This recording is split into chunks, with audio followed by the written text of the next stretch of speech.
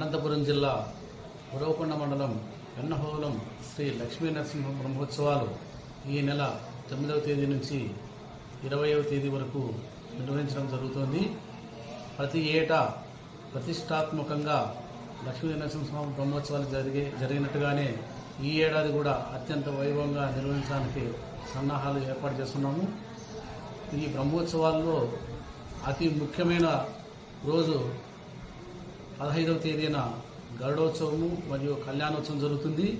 అదేవిధంగా 17వ తేదీన స్వామివారి రథోత్సవం జరుగుతుంది.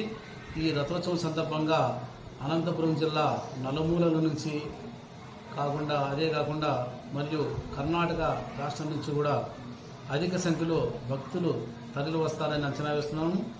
ఈ భక్తులకు అనుగుణంగా ఇక్కడ దేవస్థానం నందు మంచినీటి సౌకర్యం కానీ, తాగునీటి సౌకర్యము, అలాగే చలువ పందిళ్ళు అన్నీ కూడా భక్తులకు అసౌకర్యాలు కలగకుండా అన్ని ఏర్పాట్లు ఇప్పటికే చేపట్టాము.